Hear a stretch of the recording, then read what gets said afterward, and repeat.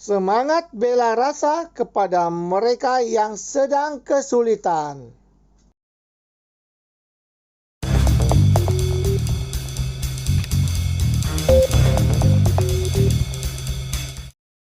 Halo, Tuhan bersamamu.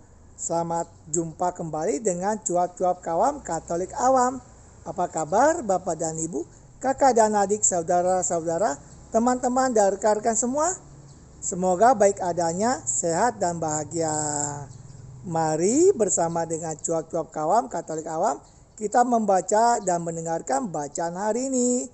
Ingatlah untuk memberikan like, komentar, dan share kepada yang lain, sehingga orang lain juga bisa membaca dan mendengarkan bacaan hari ini. Mari kita hening sejenak sebelum kita membaca.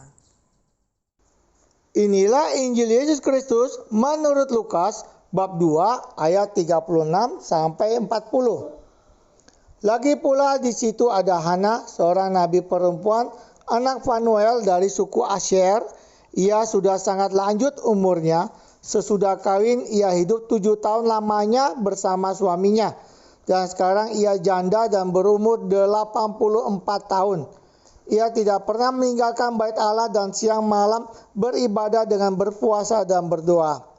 Dan pada ketika itu juga datanglah ia ke situ dan mengucap syukur kepada Allah dan berbicara tentang anak itu kepada semua orang yang menantikan kelepasan untuk Yerusalem.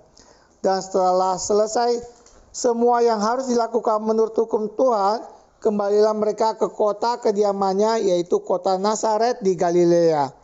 Anak itu bertambah besar dan menjadi kuat, penuh hikmat dan kasih karunia Allah ada padanya. Demikianlah sabda Tuhan, terpujilah Kristus.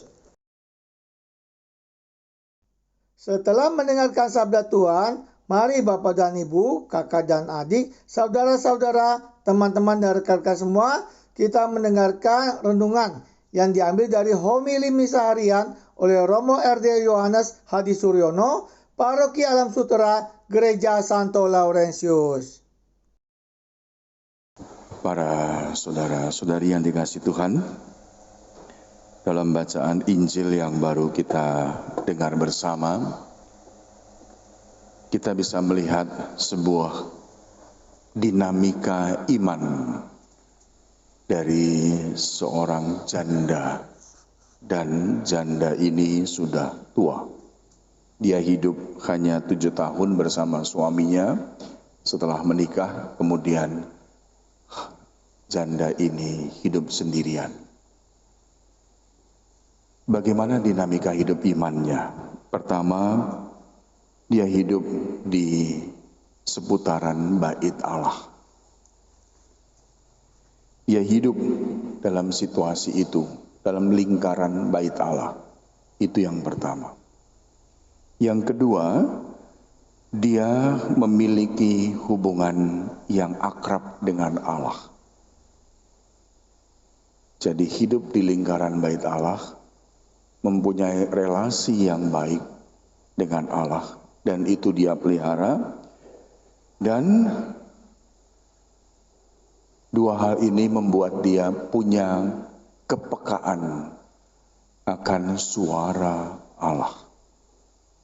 Hidup dalam lingkaran bait Allah, relasi baik dengan Allah, dan punya kepekaan akan suara Allah. Wanita itu adalah Hana. Dalam hal ini nanti relasinya dengan Tuhan Yesus bagaimana? Nah, Bapak, Ibu, dan saudara sekalian, dalam zamannya seorang janda yang sudah tua itu pasti kehilangan banyak hal. Apalagi ketika hidupnya sebelumnya tergantung dari suaminya. Maka ketika dia hidup sendirian dan dia tidak bisa berbuat apa-apa, kita bisa bayangkan kesulitan yang dia hadapi. Syukur-syukur dia tidak mengambil jalan yang salah. Tetapi dia mencoba mengisi hidupnya sekali lagi dalam situasi itu, membangun relasi dengan Allah. Dan kita tahu buah dari ketekunannya sekian tahun sampai umur 84 tahun untuk membangun relasi yang dekat dengan Allah, untuk menjawab kerinduannya dalam situasi yang tidak mudah itu. Tuhan tidak tinggal diam. Akhirnya ketekunannya membuahkan hasil perjumpaan dengan Yesus, kanak-kanak Yesus. Dan dia bergembira. Dan dia di dalam kisah yang lain dikatakan juga ingin segera berpulang karena sudah berjumpa dengan Sang Mesias. Butirnya yang bisa kita renungkan sederhana. Setiap orang yang menggantungkan harapannya dalam perjumpaan dengan Tuhan, sekalipun dalam situasi yang tidak mudah, Tuhan memelihara dan menjaga dia dalam segala ketekunannya.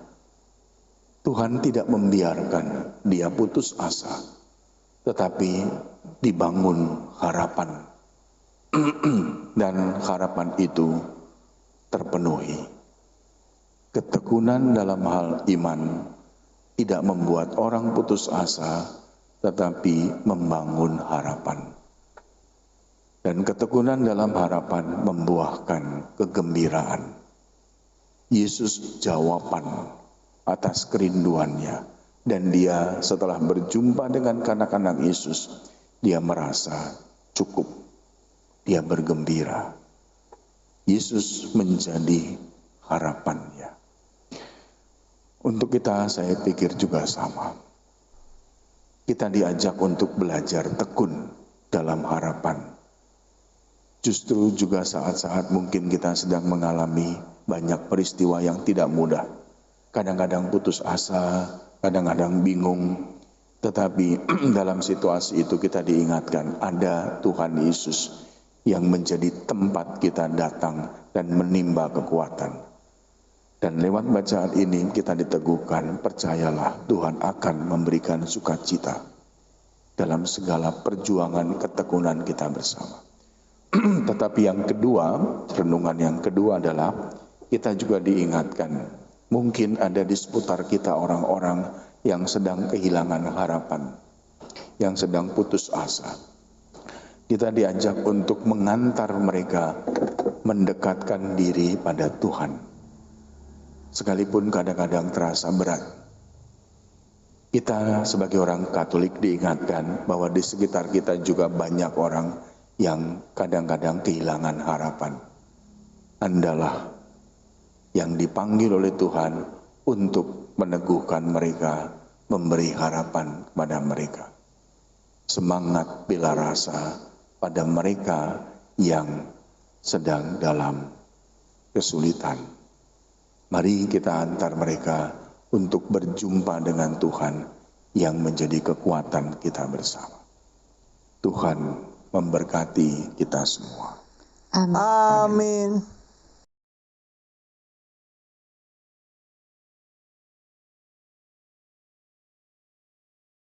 Tuhan bersamamu. Terima kasih Bapak dan Ibu, kakak dan adik, saudara-saudara, teman-teman dan rekan-rekan semua yang telah ikut membaca dan mendengarkan bacaan hari ini.